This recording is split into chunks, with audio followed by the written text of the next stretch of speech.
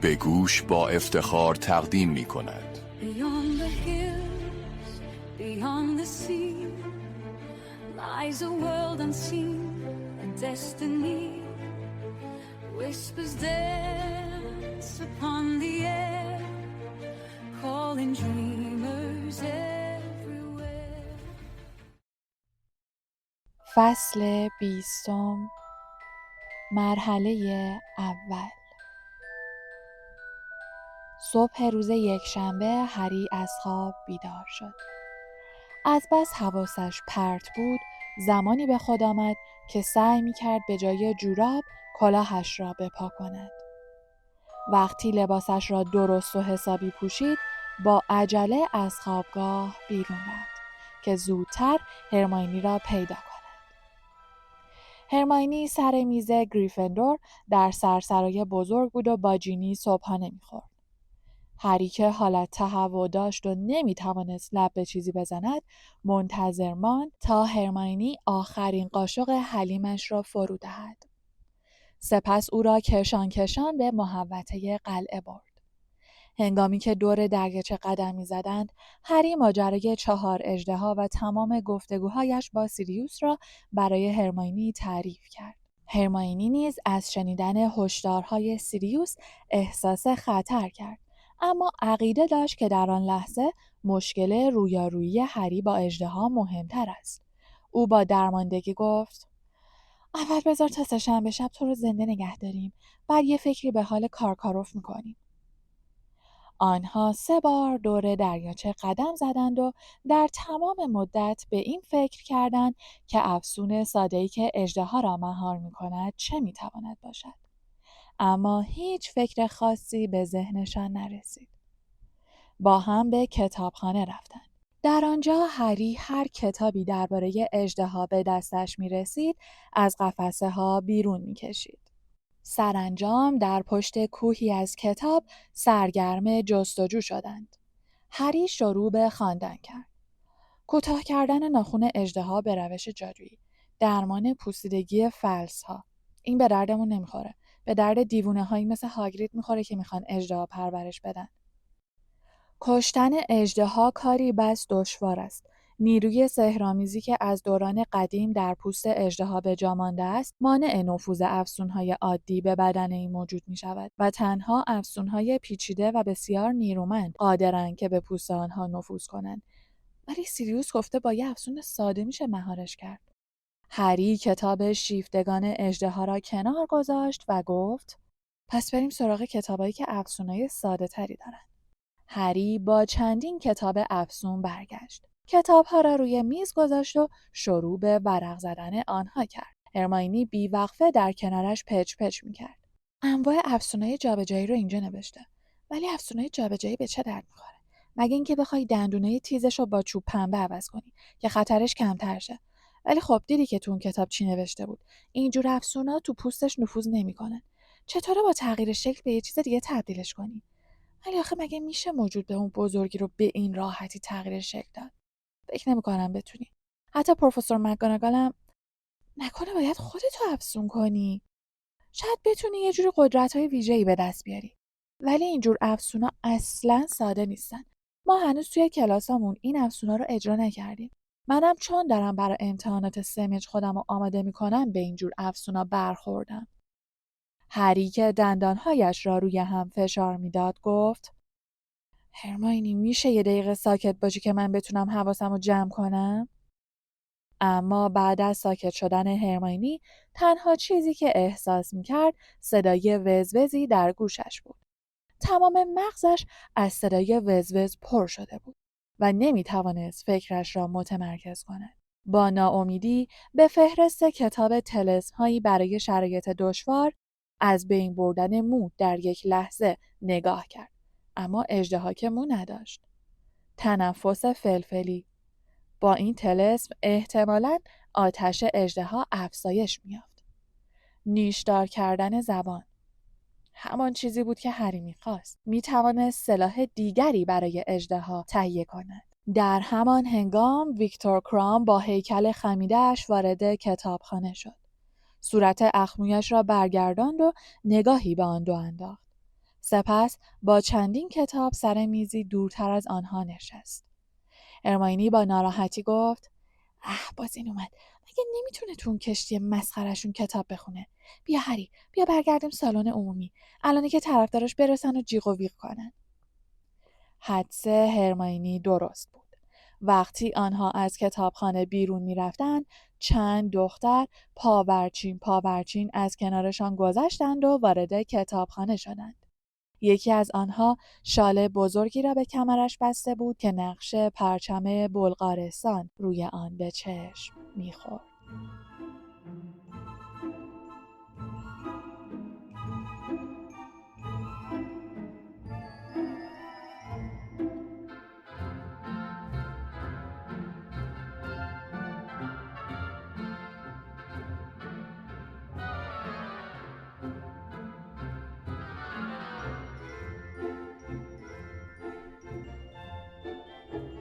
آن شب خواب به چشم هری نیامد. صبح روز دوشنبه که بیدار شد، برای اولین بار به فکر فرار از هاگوارتس افتاد. اما هنگام صرف صبحانه وقتی در سرسرای بزرگ به اطرافش نگاه کرد، به یاد آورد که رفتن از قلعه به چه معناست و فهمید نمیتواند چنین کاری بکند. هاگوارتس تنها جایی بود که هری در آن خوشحال و خرسند بود. هری حدس می‌زد که در کنار والدینش نیز خوشحال بوده است، اما آن دوره را به خاطر نمی‌آورد. او به این نتیجه رسید که ترجیح می‌دهد در هاگوارتس بماند و با یک اژدها روبرو شود، ولی حاضر نیست به پریوت درایو برگردد و کنار دادلی زندگی کند.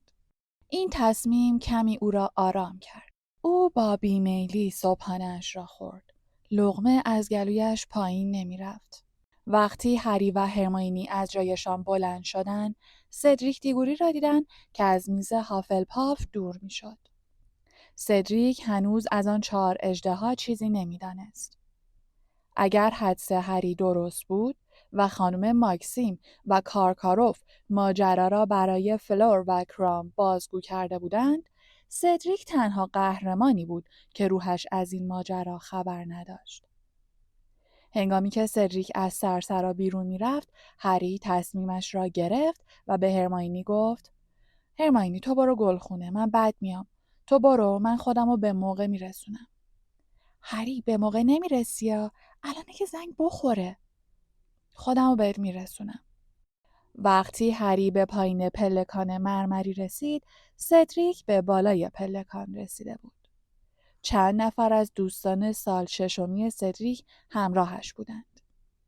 هری نمیخواست در حضور آنها با سدریک صحبت کند.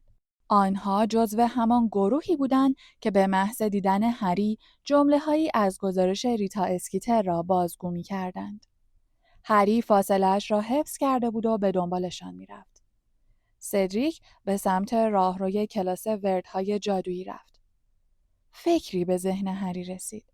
چوب دستیش را درآورد و از دور با دقت نشانه‌گیری کرد و گفت: بپخش. کیف سدریک پاره شد. کاغذهای پوستی، قلم‌های پر و کتاب‌هایش روی زمین پراکنده شدند. چند شیشه مرکب شکست.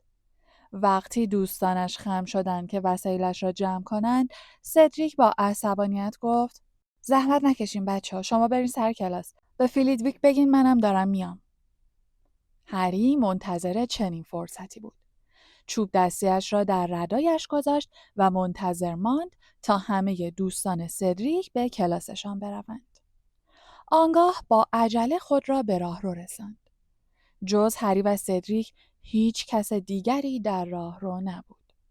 سدریک کتاب راهنمای تغییر شکل پیشرفته‌اش را که مرکبی شده بود از روی زمین برداشت و گفت: سلام، کیفم پاره شده. نو بود.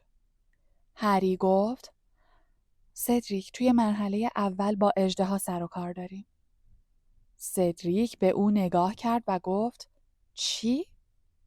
هری که می ترسید پروفسور فیلیدویک به دنبال سدریک بیاید تون تون گفت: اژدها، 4 تا اژدها آوردن، نفری یه اژدها، بعد از جلوی اژدها رد شیم. سدریک به هری خیره ماند. هری حول و هراسی را که از شنبه شب گریبان گیرش شده بود در چشمهای خاکستری سدریک میدید. سدریک با صدایی بسیار آهسته پرسید: مطمئنی؟ هری گفت: مطمئنم. خودم دیدمشون. ولی آخه از کجا فهمیدی؟ قرار نیست ما بدونیم. هری که میدانست اگر واقعیت را بگوید هاگرید به دردسر میافتد گفت: چه فرقی میکنه؟ فقط من نیستم که میدونم. دیگه تا حالا فلور و کرامم فهمیدن. ماکسیم و کارکاروف هر دوتاشون اژدها رو دیدن. سدریک قلم‌های پر، کاغذهای پوستی و کتاب‌های مرکبی را برداشت و بلند شد. کیف پاره‌اش از شانه‌اش آویزان بود. دوباره به هری خیره شد. ناگهان آثار بدگمانی در چشمان حیرت زده‌اش پدیدار شد و پرسید: چرا به من گفتی؟ هری با ناباوری به او نگاه می‌کرد. مطمئن بود که اگر سدریک آن اژدهاها را دیده بود، دیگر این سوال را نمی‌کرد.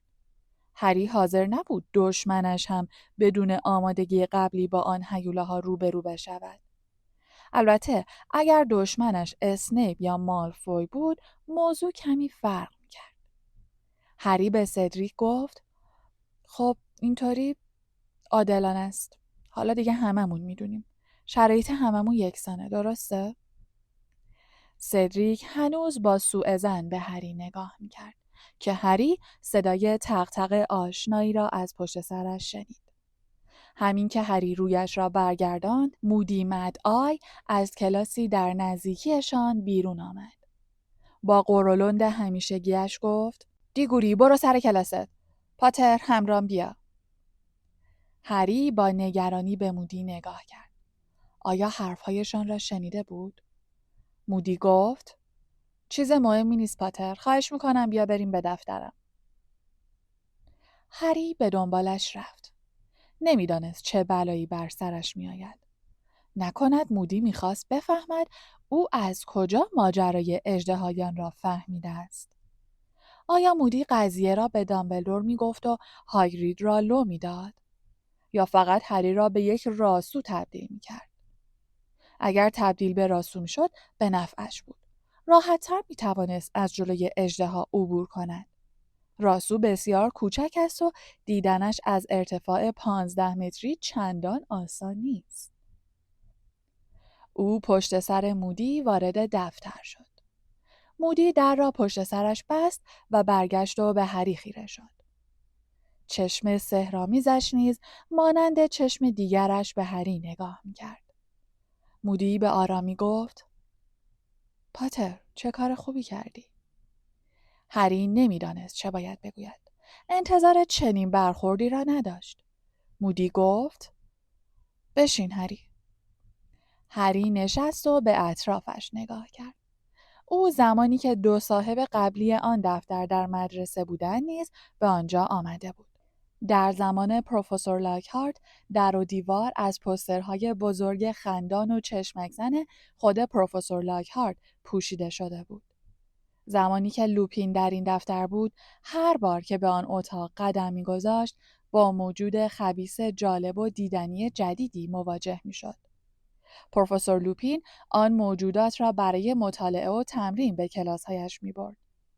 اما آن روز آن اتاق پر از اشیاء عجیب و غریب بود. هری حدس می‌زد مودی در زمان کاراگاهیش از آن اشیاء استفاده می‌کرده است. بر روی میزش چیزی شبیه به یک فرفره بلورین بزرگ ترک خورده به چشم می‌خورد. هری بلافاصله فهمید که آن یک دشمنیاب است، زیرا خودش هم یکی از آنها داشت. البته دشمنیاب خودش خیلی کوچکتر بود. در گوشه اتاق میز کوچکی قرار داشت که وسیله‌ای شبیه به یک آنتن تلویزیون کج و معوج طلایی رنگ روی آن بود. صدای وزوز خفیفی از آن به گوش می رسید. روی دیوار مقابل هری آینه‌ای نصب شده بود که تصویر اشیاء داخل اتاق را نشان نمی‌داد. اشکال مبهمی در آن به چشم می‌خورد که در حرکت بودند و تیره و مات به نظر می‌رسیدند. مودی که از فاصله نزدیک به هری نگاه می‌کرد گفت: از وسایل کشف جنایتم خوشت میاد؟ هری به آنتن طلایی کج و معوج اشاره کرد و پرسید: اون چیه؟ اون دروغ سنجه. هر وقت با دروغ و پنهانکاری مواجه بشه میلرزه. البته اینجا نمیشه ازش استفاده کرد چون امواج با هم تداخل پیدا میکنن. قدم به قدم اینجا پر از شاگردایی که برای انجام ندادن تکلیفاشون عذر و بهانه میارن و دروغ میگن. از روزی که اومدم اینجا یه لحظه وزوزش قطع نشده. مجبور شدم دشمنیابمو از کار بندازم چون یه سره سوت میکشید. آخه خیلی حساسه. امواجی که تا شعاع 1 کیلومتریش باشن دریافت میکنه. این وسیله قادر به کشف خلافای بزرگه. خلاف بچه‌ها که چیزی نیست. اون آینه برای چه کاریه؟ اون یه ضد آینه است. اونا رو میبینی بیرون پرسه میزنن؟ تا وقتی سفیدی چشمشون معلوم نشده من مشکلی ندارم. ولی همین که معلوم شد در صندوقمو باز میکنم. مودی خنده خشک و کوتاهی کرد و به صندوق بزرگی در زیر پنجره اشاره کرد. روی صندوق 7 سوراخ کلید در یک ردیف قرار داشت. هری در این فکر بود که در آن صندوق چه میتواند باشد، اما سؤال بعدی مودی او را به خود آورد. مودی پرسید: خب پس قضیه اژدها رو فهمیدی آره؟ هری مردد ماند. از همین وحشت داشت. هری به سدریک نگفت که هاگرید قانون شکنی کرده است و خیال نداشت به مودی نیز چیزی بگوید. مودی نشست و ناله کنان پای چوبیش را دراز کرد و گفت: مهم نیست. تقلب همیشه یکی از ویژگی‌های مسابقه 3 جادوگر بوده و هست. هری با تندخویی گفت: من تقلب نکردم. اتفاقی فهمیدم. مودی خندید و گفت: ممکنه دامبلدور مثل همیشه به مقررات مسابقه پایبند باشه. ولی مطمئنم که ماکسیم و کارکاروف پایبند نیستن. اونا هرچی به فکرشون میرسیده به قهرمانانشون گفتن. اونا میخوان ببرن. میخوان دامبلدور رو شکست بدن. میخوان ثابت کنن دامبلدور یه آدم معمولیه. مودی خنده خشکی کرد و چشم سحرآمیزش با چنان سرعتی در حدقه چرخید که هری حالت تهوع پیدا کرد. مودی گفت: خب حالا چطوری میخوای از جلوی اژدها رد چی؟ هیچ فکری به نظر نرسیده؟ هری گفت: نه. مودی با حالتی جدی گفت: من خیال ندارم به چیزی بگم. نمیخوام بین بچه‌ها فرق بذارم. فقط میخوام یه خورده نصیحتت کنم. اولین نصیحتم اینه که از تواناییات استفاده کن. هری نتوانست خودداری کند و گفت: من که توانایی خاصی ندارم. مودی قرولند کنان گفت: بله؟ وقتی من بهت میگم توانایی داری یعنی داری. یه ذره فکرتو به کار بنداز. توی چه کاری مهارت داری؟ هری ذهنش را متمرکز کرد. او در چه کاری مهارت داشت؟ جواب این سوال بسیار ساده بود. تو بازی کویدیچ. چقدرم به دردم میخوره. مودی لحظه ای از هری چشم بر نمی داشت. حتی چشم سحرآمیزش نیز تکان نمیخورد. او گفت: معلومه که به دردت میخوره. شنیدم جارو سوار ماهری هستی. هری به او خیره شد و گفت: آره ولی من که نمیتونم جارومو با خودم ببرم. فقط یه چوب دستی با خودم میبرم. مودی با صدای بلندی به میان حرف او پرید و گفت: دومین نصیحتم اینه. از یه افسون ساده و راحت استفاده کن. افسونی که باهاش بتونی چیزی که لازم داری به دست بیاری. هری هاج و واج به او نگاه میکرد. او چه چیزی لازم داشت؟ مودی آهسته گفت: یالا دیگه پسر جون، مثل 2 تا 4 تاست. فهمیدنش اصلا سخت نیست. سرانجام متوجه شد. هری جارو سوار ماهری بود. باید پرواز میکرد و از بالای سر اژدها میگذشت. برای این کار به آذرخش نیاز داشت و برای آوردن آذرخش کسی نمیتوانست به او کمک کند جز هرمیونی. 10 دقیقه بعد هری وارد گلخانه شماره 3 شد. برای تأخیرش از پروفسور اسپراوت عذرخواهی کرد و آهسته به هرماینی گفت هرماینی باید کمکم کنی.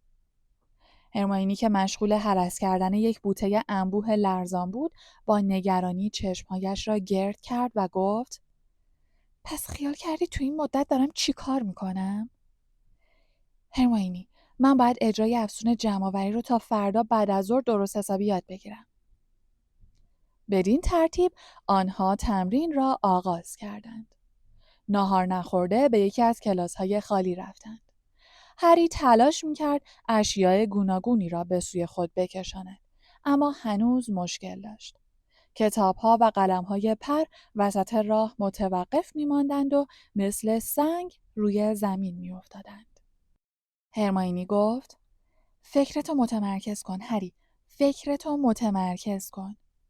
هری با عصبانیت گفت: دارم سعی خودمو میکنم دیگه. تو که نمیدونی یه اجرای گنده کثیف تو مغزم یه سره بالا پایین میره. خب بذار یه بار دیگه امتحان کنم. هری ترجیح میداد به کلاس پیشگویی نرود و به تمرین ادامه دهد. اما هرماینی رک و راست به او گفت که حاضر نیست از کلاس ریاضیات جادویی جیم شود. بدون هرماینی ادامه تمرین فایده‌ای نداشت. هری ناچار بود 1 ساعت تمام پروفسور ترلانی را تحمل کند. او نصف ساعت درسی را به توضیح درباره ارتباط سیاره مریخ و زحل اختصاص داد و گفت در آن لحظه تمام متولدین ماه ژوئیه در معرض خطر مرگ ناگهانی و دلخراش قرار دارند. هری از کوره در رفت و با صدای بلندی گفت: خوبه، امیدوارم در همین وضعیت باقی بمونن که زیاد زجر نکشن. یک لحظه قیافه رون طوری شد گویی میخواست بخندد. بعد از چندین روز متوالی برای اولین بار در چشم هری نگاه کرد. اما هری هنوز از او خشمگین بود و واکنش‌های او برایش اهمیتی نداشت. هری تا آخر کلاس در زیر میز با چوب دستیش اشیای کوچک را به سوی خود میکشید. او موفق شد مگسی را به سمت خود جذب کند و آن را بگیرد. با این حال نمیدانست کارش را درست انجام داده یا آن مگس بی‌بخار بوده است. بعد از درس پیشگویی به زور لقمه‌های شامش را فرو داد و بعد از شام به یک کلاس خالی رفت. آن دو از شنل نامرئی هری استفاده کردند تا با اساتید مواجه نشوند. آنها تا نیمه شب به تمرین ادامه دادند و اگر سر و کله بدعنق پیدا نمی‌شد همانجا می‌ماندند. بدعنق وانمود کرد که گمان کرده هری قصد پرتاب اشیا را به او داشته و شروع کرد به پرت کردن صندلی‌ها به سوی آنها. هری و هرماینی پیش از آن که فیلچ با صدای سر و صدا از راه برسد با عجله از کلاس بیرون رفتند. آنها به سالن عمومی برگشتند. خوشبختانه هیچ کس در آنجا نبود. آنها تا ساعت 2 بامداد به تمرین ادامه دادند و سرانجام در 1 ساعت آخر هری به خوبی اجرای افسون جمع‌آوری را فرا گرفت. او جلوی بخاری ایستاده بود و کوهی از اشیای ریز و درشت از قبیل کتاب، قلم‌پر، صندلی‌های وارونه، یک مجموعه تیره‌سنگی کهنه و ترور و زرق نویل لانگباتم در کنارش قرار داشت. هرماینی که با وجود خستگی شدید خوشحال به نظر می رسید گفت: خیلی بهتر شد هری، واقعا بهتر شد. هری فرهنگ واژگان سحرآمیز را به سمت هرماینی پرتاب کرد تا بار دیگر امتحان کند و گفت: دیگه معلوم شد که وقتی افسونی رو یاد نمیگیرم باید چیکار کنم. هرماینی یادت باشه تو این مواقع منو از اژدها بترسونی. خب، حاضری؟ هری بار دیگر چوب دستیش را بالا آورد و گفت: برس به دست فرهنگ واژگان. کتاب قطور و سنگین از دست هرماینی خارج شد و در سالن عمومی به پرواز درآمد و یک راست به سمت هری رفت. هری آن را گرفت. هرماینی با شوق و ذوق گفت: هری خیلی خوب یاد گرفتی یا؟ هری گفت: فقط خدا کنه فردام به این خوبی عمل کنه. فاصله آذرخش از من خیلی بیشتر از عرض این سالنه. اون موقع آذرخش تو خوابگاهه و من توی محوطه قلعه‌ام. هرماینی قاطعانه گفت اصلاً مهم نیست هری. اگه فکرتو حسابی متمرکز کنی حتما میاد پیشت. هری بهتر دیگه بریم بخوابیم. تو به استراحت احتیاج داری. آن شب هری تمام فکرش را روی یاد گرفتن افسون جمع‌آوری متمرکز کرد و چنان روی تمرینش تمرکز داشت که وحشتش را از یاد برد. اما صبح روز بعد بار دیگر ترس و وحشت وجودش را فرا گرفت. فضای مدرسه لبریز از هیجان و دلهره بود. کلاس‌های بعد از ظهر را تعطیل کرده بودند تا دانش آموزان بتوانند به جایگاه اژدهایان بروند. البته هیچ یک از آنها هنوز نمی‌دانستند در آنجا با چه چیزی مواجه می‌شوند. هری احساس عجیبی داشت. حس می‌کرد از دیگران جدا افتاده است. کسانی که از کنارش رد می‌شدند یا برایش آرزوی موفقیت می‌کردند یا به او می‌گفتند پاتر ما یه جعبه دستمال کاغذی آماده کردیم. دلهره و اضطرابش چنان شدید شده بود که می‌ترسید وقتی او را به سوی اژدها می‌برند عقلش را از دست بدهد و همه کسانی را که در مقابلش قرار می‌گرفتند طلسم کند. زمان با سرعتی سرسام‌آور سپری می‌شد. یک لحظه هری در اولین کلاسش تاریخ جادوگری نشسته بود. لحظه‌ای بعد میرفت که ناهار بخورد. ساعات بامدادی کجا رفته بود؟ آخرین ساعات دور از اژدها چه شدند؟ و لحظه‌ای بعد پروفسور مکگوناگال با عجله از آن سوی سرسرا به سمت هری می‌آمد. بسیاری از دانش آموزان به او نگاه می‌کردند. پروفسور مکگوناگال گفت پاتر، قهرمانا باید به محوطه قلعه برن. باید برای مرحله اول آماده بشی. باشه. هری از جایش برخاست. چنگالش از دستش به داخل بشقاب افتاد و صدا کرد. هرماینی آهسته گفت موفق باشی هری. مطمئنم که موفق میشی. هری با صدایی که به صدای خودش شباهتی نداشت گفت آره. هری به دنبال پروفسور مکگوناگال از سرسرای بزرگ بیرون رفت. پروفسور مکگوناگال مثل همیشه نبود. او نیز به اندازه هرماینی نگران و آشفته به نظر می رسید. وقتی با هم از پله‌های سنگی پایین رفتند و باد پاییزی به صورتشان وزید، پروفسور مکگوناگال دستش را روی شانه هری گذاشت و گفت اصلاً نترس. سعی کن خونسرد باشی. چند تا جادوگر رو مأمور کردیم که از نزدیک مراقب باشن و اگه مشکلی پیش اومد فوراً وارد عمل بشن. مهمترین چیز اینه که سعی خودتو بکنی. هیچکس دوست نداره خودتو به آب و آتیش بزنی. حالت خوبه؟ هری صدای خودش را شنید که گفت آره خوبم. پروفسور مکگوناگال او را به جایگاه 4 اژدها می‌برد. آنها جنگل را دور زدند.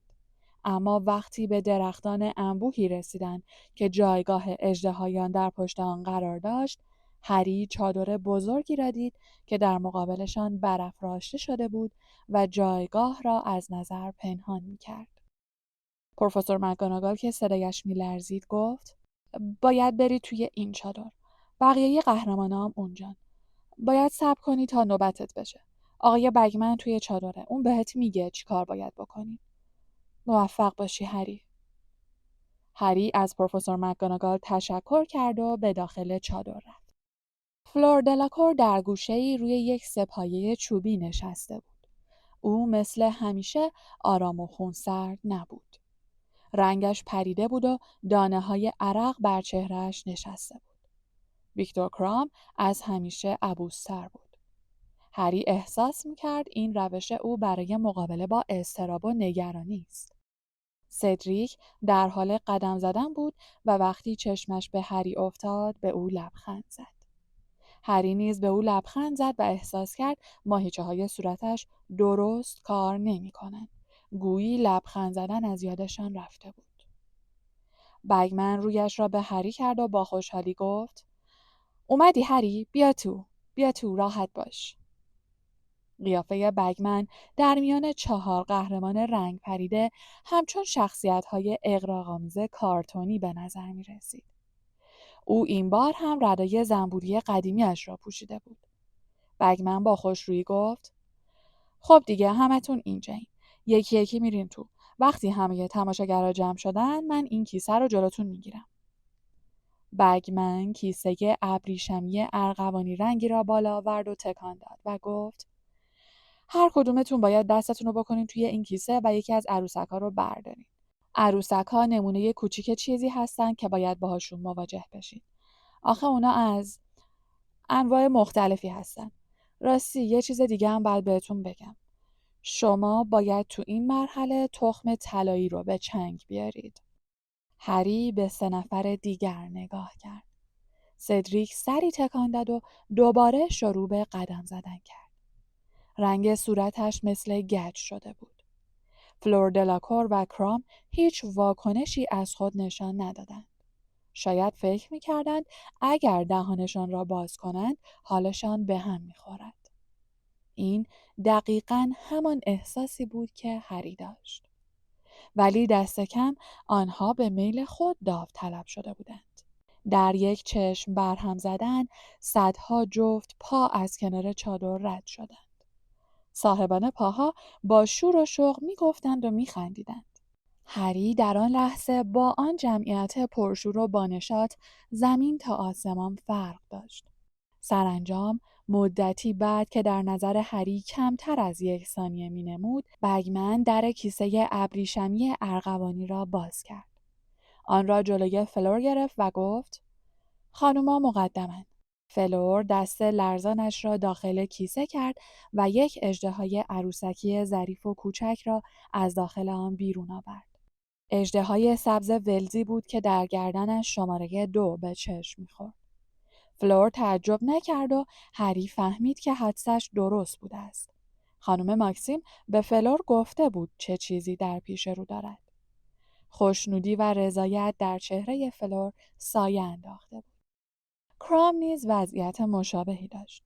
او گوی آتشین چینی را درآورد که دور گردنش شماره 3 قرار داشت. کرام حتی پلک هم نزد و به زمین خیره ماند. سدریک دستش را در کیسه فرو کرد و اژدهای پوزه کوتاه سوئدی آبی رنگ نصیبش شد که شماره 1 به گردنش بسته شده بود. هری که می‌دانست چه نصیبش می‌شود، دستش را داخل کیسه کرد و شاخدم مجارستانی را از آن بیرون آورد که شماره 4 را به گردن داشت. وقتی هری به آن نگاه کرد، بالهایش را از هم باز کرد و دندانهای تیزش را نمایان ساخت. بگمن گفت خب اینم از این. شما با همون اژدهایی که از کیسه درآوردین روبرو میشین. شماره ها نوبت شما رو نشون میدن. من دیگه باید برم و مسابقه رو گزارش کنم. آقای دیگوری تو نفر اولی. وقتی صدای سوتو شنیدی برو توی جایگاه. فهمیدی؟ خب هری میشه بیای بیرون چادر؟ میخوام یه چیزی بهت بگم. هری از جایش بلند شد و با بگمن از چادر بیرون رفت. بگمن او را به میان درختان برد و با حالتی پدرانه به او نگاه کرد و گفت حالت خوبه هری؟ چیزی لازم نداری؟ هری گفت چی؟ نه چیزی نمیخوام. بگمن با حالت مرموزی صدایش را پایین آورد و گفت میدونی باید چی کار کنی؟ فکرشو کردی؟ اگه بخوای من با کمال میل راهنمایی میکنم. منظورم اینه که بگمن با صدایی آهسته تر ادامه داد تو سنت کمتر از سن تعیین شده است. من هر کمکی که بتونم. هری چنان فوری جواب او را داد که خودش نیز فهمید برخورد تندی کرده است. هری ادامه داد نه خیلی ممنونم. خودم میدونم باید چیکار کنم. بگمن به او چشمکی زد و گفت مطمئن باش به هیچ کس چیزی نمیگم. نه خیلی ممنونم ازتون. یه فکری کردم که احتمالاً. صدای سوت به گوش رسید و بگمن گفت وای من دیگه باید برم. بگمن با عجله از هری دور شد. او به سمت چادر رفت و سدریک را دید که با چهره‌ای رنگ پریده تر از قبل از چادر بیرون آمد. هری می‌خواست برایش آرزوی موفقیت کند، اما صدایش در نیامد. هری به داخل چادر رفت و به کرام و فلور پیوست. چند لحظه بعد صدای فریاد و هیاهوی تشویق‌آمیز جمعیت نشان داد که سدریک وارد جایگاه شده و با همتای زنده اژدهای عروسکیش روبرو شده است. نشستن در چادر و شنیدن صداهای بیرون از آنچه هری تصور می‌کرد بدتر بود. جمعیت جیغ می‌کشیدند، نعره می‌زدند و مثل موجودی هزار سر همه با هم نفسها را در سینه حبس می‌کردند و سدریک در برابر آنها می‌کوشید بر اژدهای پوزه کوتاه سوئدی غلبه کند. کرام هنوز به زمین چشم دوخته بود. فلور اکنون مثل سدریک از جایش بلند شده بود و دور چادر قدم می‌زد. گزارش بگمن از همه بدتر بود. با شنیدن گزارش بگمن تصاویر وحشتناکی در برابر چشمان هری مجسم می‌شد. او می‌گفت وای، از بغل گوشش گذشت. خیلی شانس آورد. این یکی داره کار خطرناکی می‌کنه. خیلی خطرناک. حرکت زیرکانه‌ای بود. حیف که موفق نشد. پس از حدود 15 دقیقه هری صدای جوش و خروش جمعیت را شنید و این تنها یک چیز را نشان می‌داد. سدریک از جلوی اژدها گذشته بود و تخم طلایی را به چنگ آورده بود. بگمن فریاد زد خیلی خوب بود، آفرین. حالا به امتیاز داوران توجه کنید. بگمن با صدای بلندش امتیازها را اعلام نکرد. هری حدس زد که داوران کارت امتیازها را بالا گرفته و به جمعیت نشان دادند. بار دیگر سوت به صدا درآمد و بگمن گفت 3 نفر دیگه موندن. دوشیزه دلاکور، خواهش میکنم تشریف بیارین. فلور که تمام بدنش میلرزید در حالی که به چوب دستیش چنگ زده بود سرش را بالا گرفت و از چادر بیرون رفت. هری در آن لحظه برخلاف گذشته با او احساس همدردی میکرد. دیگر فقط هری و کرام در چادر مانده بودند. هر کدام در یک سوی چادر نگاهشان را از هم می‌دزدیدند. گزارش بگمن آغاز شد. او میگفت وای، این اصلاً کار عاقلانه‌ای نبود. وای، چیزی نمونده بودا. مواظب باش. یه لحظه فکر کردم بهش خورد. 10 دقیقه بعد صدای هلهله تشویق‌آمیز جمعیت را شنید. از قرار معلوم فلور نیز موفق شده بود. لحظه‌ای همه ساکت شدند. احتمالاً امتیازهای فلور را اعلام می‌کردند. سپس دوباره صدای کف زدن جمعیت بلند شد.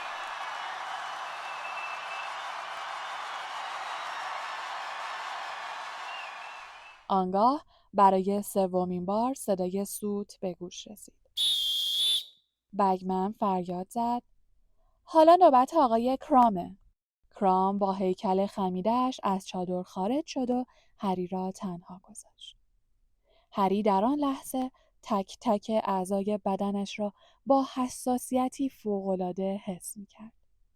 قلبش تون تون در سینه می‌تپید. انگشت‌هایش از ترس زغزغ می‌کرد.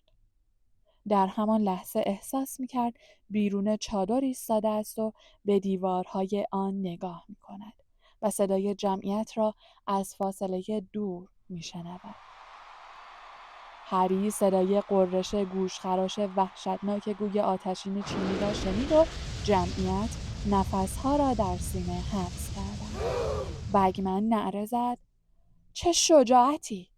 عجب دل و جرأتی به خرج داد. بله، تخم طلایی رو برداشته. صدای تشویق جمعیت همچون صدای شکستن شیشه سکوت فضای سرد پاییزی را شکست.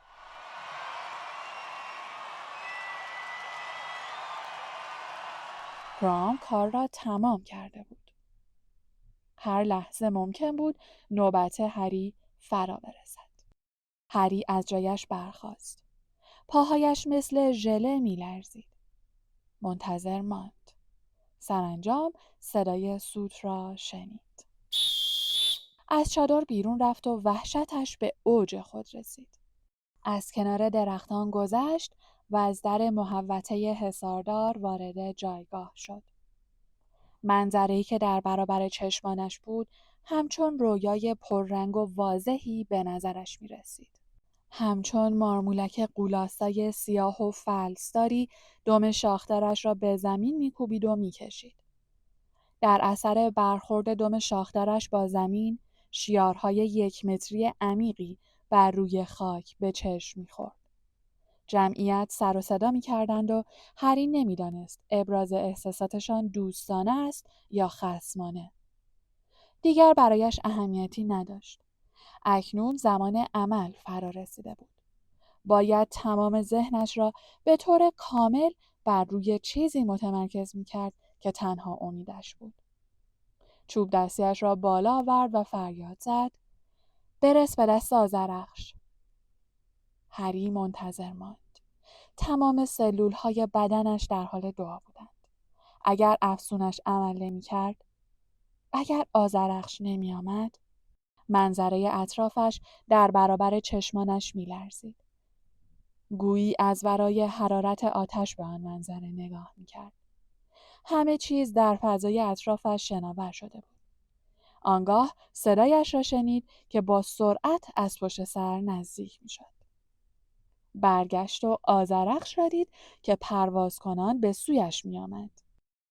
آذرخش در کنارش در هوا شناور ماند تا سوار شود. صدای هیاهوی جمعیت اوج گرفت. بگمن فریاد زنان چیزی می‌گفت، اما دیگر گوش‌های هری چیزی نمی‌شنید. دیگر شنیدن اهمیتی نداشت. هری سوار جاروی پرنده شد و به پرواز درآمد. لحظه‌ای بعد گویی معجزه‌ای به وقوع پیوست.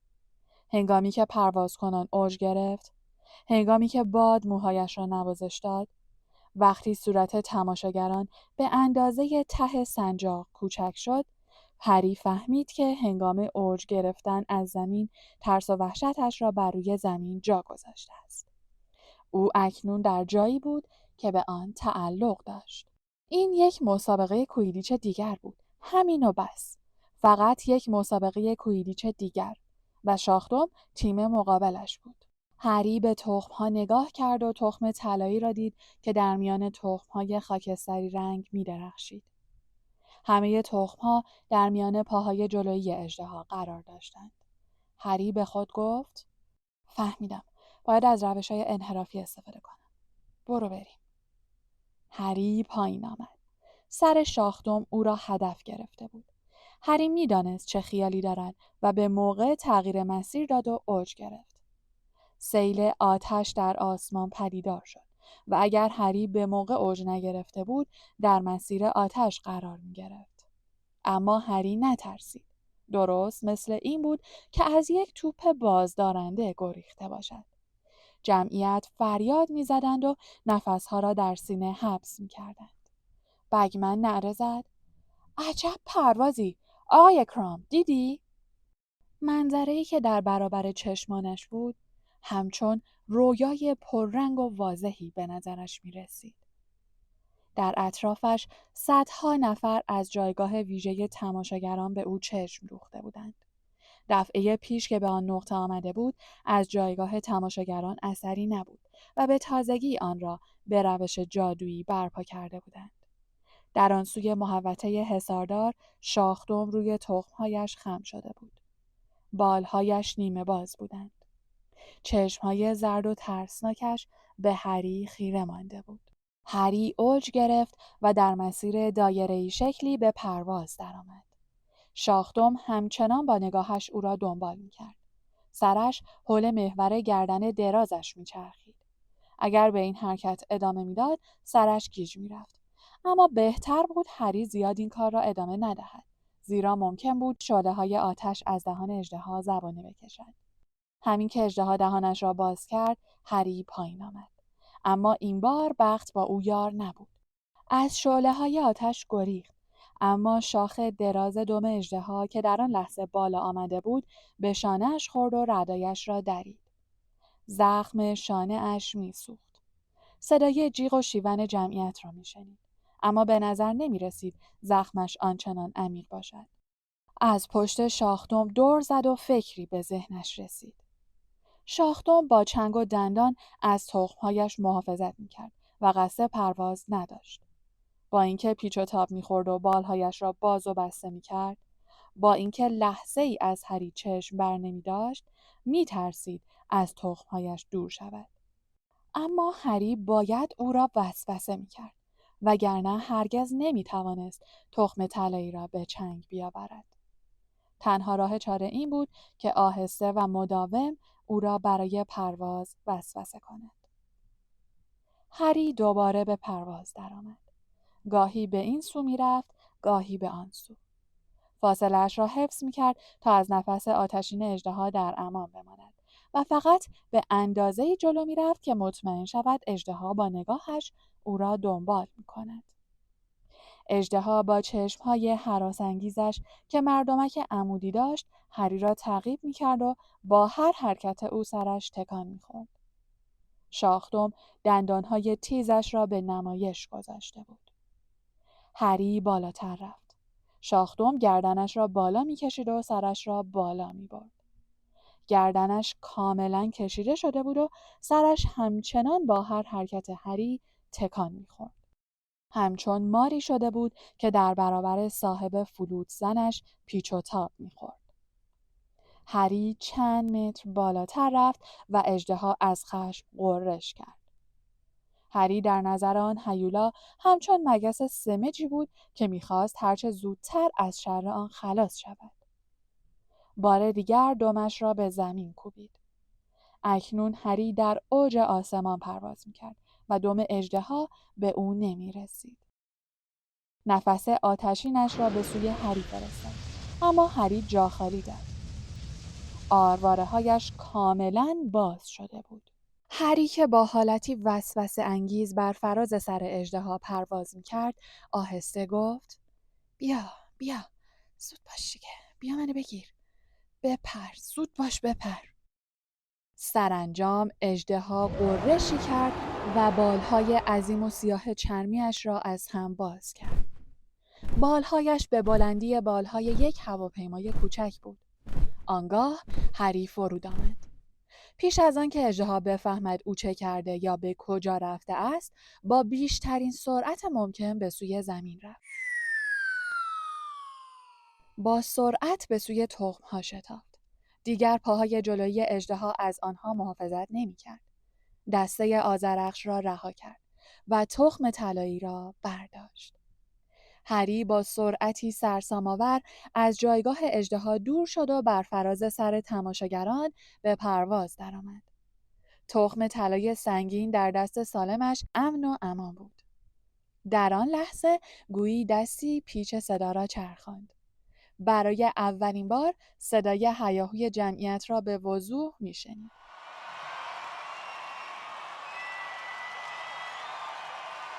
مثل طرفداران تیم ایرلند در جام جهانی سوت می‌کشیدند و فریاد شوق سر می‌دادند. بگمن نعره می‌زد: نگاش کنین، تو رو خدا نگاش کنین. جوان‌ترین قهرمان ما زودتر از بقیه تخم طلایی رو به چنگ آورد. به این ترتیب آقای پاتر دیگه نیازی به ارفاق نداره. هری محافظین اژدها را دید که از هر سو وارد محوطه شدند تا شاخدم را مهار کنند. پروفسور مکگوناگال، پروفسور مودی و هاگرید شتابان به سوی در محوطه حصاردار می آمدند تا از او استقبال کنند. همگی برایش دست تکان می دادند. هری از فاصله دور خنده را بر لب‌هایشان می‌دید. او پرواز کنان از بالای سر تماشاگران برگشت.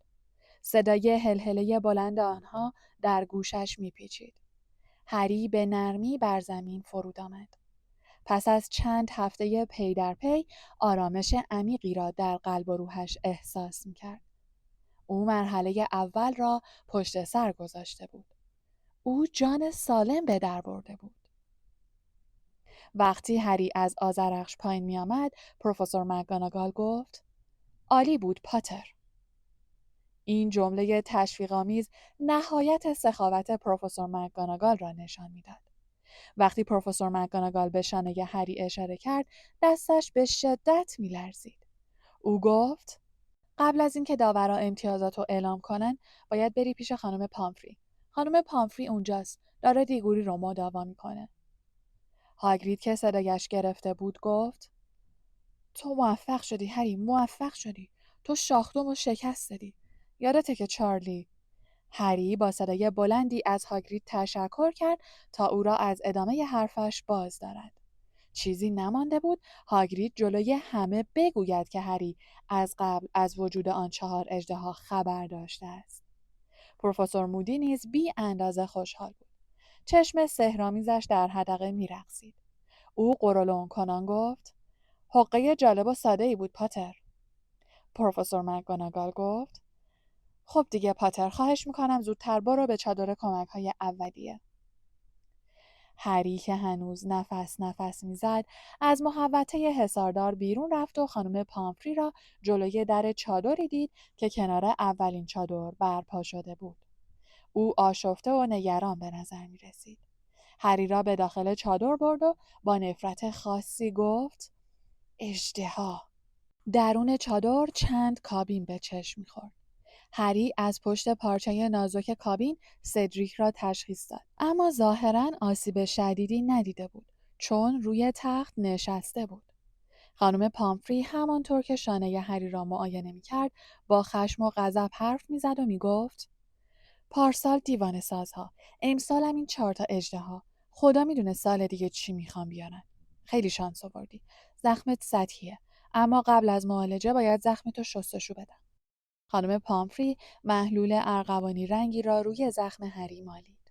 زخمش سوخت و از آن دود بلند شد. اما بلافاصله خانم پامفری با چوب دستیش به شانه هری ضربه زد و زخم التیام یافت. خب حالا یه دقیقه آروم اینجا بشین. گفتم بشین. بعد میتونی بری و امتیازاتو ببینی. خانم پامفری از کابین هری بیرون رفت و هری صدای او را از کابین مجاور شنید که گفت: حالت چطوره دیگوری؟ هری نمیخواست آرام بنشیند. هنوز سر و پا شور و هیجان بود. از جایش برخاست. میخواست ببیند بیرون چادر چه خبر است. اما هنوز به در چادر نرسیده بود که 2 نفر با عجله وارد چادر شدند. هرماینی و رون. هرماینی با صدای گرفته و جیرجیر مانندی گفت: هری گل کاشتی، کارت عالی بود، معرکه بود. جای خراشیدگی ناخن‌های هرماینی روی صورتش نمایان بود. معلوم بود از ترس صورتش را چنگ زده است. هری به رون نگاه می‌کرد که صورتش مثل گچ سفید شده بود و طوری به هری نگاه می‌کرد انگار روح دیده است. رون با حالتی بسیار جدی گفت: هری، اونی که اسمتو توی جام انداخته به نظر من می‌خواسته تو رو به کشتن بده. انگار چند هفته گذشته هرگز نیامده بود. انگار هری بلافاصله بعد از قهرمان شدنش برای اولین بار رون را می‌دید. هری با خونسردی گفت: بالاخره دوزاریت افتاد نه؟ خیلی طول کشید. هرماینی با چهره نگران بین آن دو ایستاده بود. لحظه‌ای به هری نگاه می‌کرد و لحظه‌ای دیگر به رون. رون با شک و تردید دهانش را باز کرد. هری می‌دانست که رون می‌خواهد عذرخواهی کند و ناگهان متوجه شد که نمی‌خواهد عذرخواهی رون را بشنود.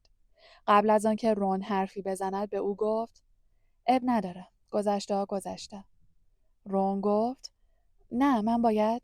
هری گفت: مهم نیست. رون، گذشته ها گذشته. رون با حالتی عصبی به او خندید. هری نیز خندید. در همان لحظه بغض هرماینی ترکید و زد زیر گریه. هری که هاج و واج مانده بود به او گفت: گریه نداره. واسه چی گریه میکنی؟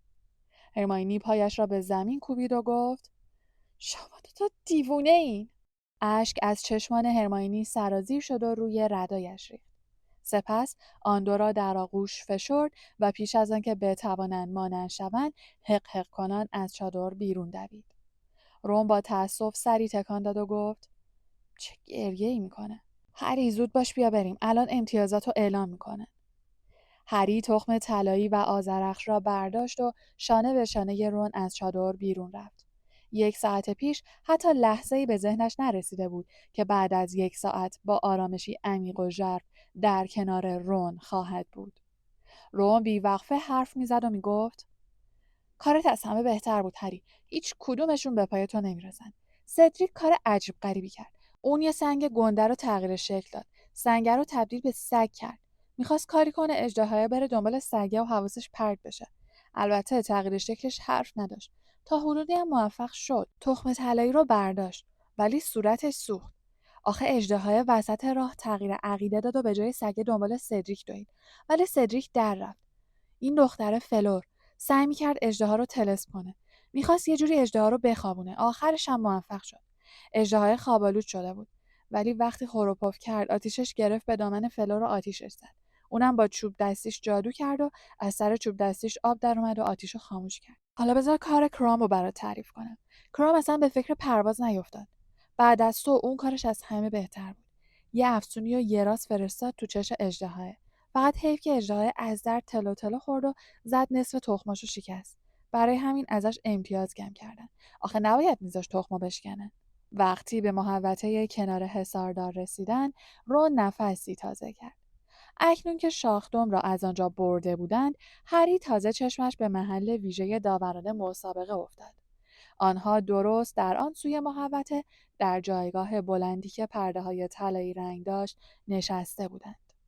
رون گفت: هر کدوم از داورا میتونن حد اکثر 10 امتیاز بدن. هری چشمش را تنگ کرد و به جایگاه بلند خیره شد. اولین داور خانم ماکسیم بود. او چوب دستیش را بالا آورد، چیزی شبیه به یک روبان بلند نقره‌ای از آن خارج شد و پیچ و تاب خورد و به شکل عدد 8 بزرگ درآمد. جمعیت شروع به تشویق کردند و رون گفت: بدک نیست. مثل اینکه برای زخم شونت 2 امتیاز کم کرده. نفر بعدی آقای کراوچ بود.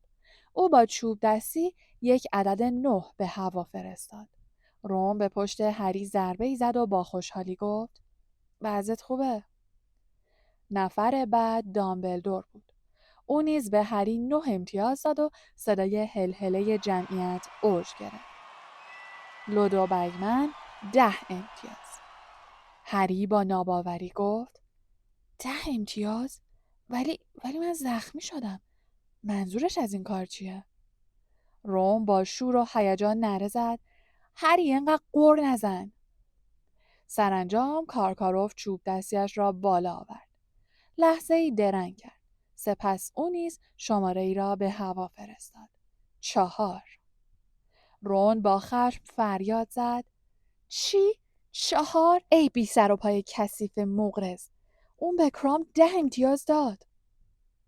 اما برای هری اهمیتی نداشت. حتی اگر کارکاروف به هری 0 داده بود، باز هم برایش مهم نبود. طرفداری رون از هری به همه امتیازهای دنیا می‌ارزید. البته هری این را به رون نگفت. اما وقتی برگشتند که از محوطه حصاردار خارج بشوند، بی نهایت احساس آرامش و سبکی می‌کرد. رون تنها نبود. فقط گریفندوری ها نبودند که او را تشویق می‌کردند.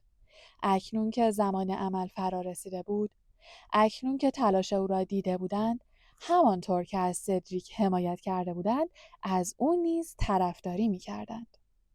به نظر اسلیدرینی ها اهمیت نمی‌دادند. اکنون دیگر می‌توانست همه یاوه‌گویی هایشان را تحمل کند. در راه بازگشت به مدرسه، چارلی ویزلی خود را به آنها رساند و گفت: هری، فعلا تو کرام در مقام اولین. در مقام اول. گوش کنین ببینین چی میگم. من عجله دارم. باید زودتر برم برای مامان یه جغد بفرستم. بهش قول دادم همه چی رو براش بنویسم. ولی واقعا باور نکردنی بود پسر. راستی به من گفتم بهت بگم باید برگردی به چادر قهرمانا. بگمن میخواد باهاتون حرف بزنه. رون به هری گفت که همانجا منتظرش میماند. هری به چادر برگشت. فضای چادر با فضای قبلی تفاوت بسیاری داشت. دوستانه و صمیمی بود. احساسش را هنگام جا خالی دادن از جلوی آتش شاخدم به یاد آورد و آن را با احساسی که هنگام انتظار طولانیش پیش از روبرو شدن با اژدها داشت مقایسه کرد. اصلاً قابل مقایسه نبود. زمین تا آسمان با هم فرق داشت. فلور، سدریک و کرام هر سه با هم وارد چادر شدند. یک طرف صورت سدریک با قشر ضخیمی از نوعی خمیر نارنجی رنگ پوشیده شده بود و احتمالاً برای مداوای جای سوختگیش بود. سدریک همین که چشمش به هری افتاد خندید و گفت: کارت عالی بود هری. هری نیز خندید و گفت: کار تو هم عالی بود. در همان لحظه لودو بگمن جست و خیز کنان وارد چادر شد و گفت: آفرین به همتون. بگمن چنان خوشحال بود که انگار خودش از سد اژدها عبور کرده بود. او گفت: میخواستم چند کلمه باهاتون حرف بزنم. قبل از مرحله دوم فرصت خوبی برای استراحت داریم. مرحله دوم در ساعت 9:30 صبح روز 24 فوریه برگزار میشه. تا اون موقع فرصت دارین که خوب فکر کنین. اگه به تخم طلایی که توی دستتون نگاهی بندازین متوجه میشین که تخم باز میشه. اون لوله ها رو میبینین؟ شما باید معمای داخل تخم مرغ رو حل کنین و سرنخ رو پیدا کنین. اگه بتونین معماشو حل کنین بهتون میگه که مرحله دوم چیه که بتونین خودتون رو آماده کنین. همتون متوجه شدین؟ حتما؟ پس دیگه میتونین برین. هری از چادر بیرون آمد و به رون ملحق شد. هر دو با هم شروع به صحبت کردند و به راه افتادند. هری مایل بود جزئیات کار قهرمانان را بداند. وقتی درختان انبوهی را که هری اولین بار از پشت آنها صدای غرش اژدهایان را شنیده بود پشت سر گذاشتند، ساحره‌ای از پشت درختان جلوی آنها پرید. او ریتا اسکیتر بود. آن روز یک ردای سبز رنگ به تن داشت. رنگ لباسش به رنگ قلمپر تندنویسش که در دستش بود می آمد. او به هری لبخند زد و گفت: تبریک میگم هری. میشه چند کلمه با هم حرف بزنیم؟ وقتی با اژدها روبرو شدی چه احساسی داشتی؟ نظرت درباره انصاف داورها چیه؟ هری با پرخاشگری گفت: تنها چیزی که میخوام بهت بگم یک کلمه است. خدافظ. آنگاه همراه با رون به سوی قلعه بازگشت. پایان جلد اول جام آتش.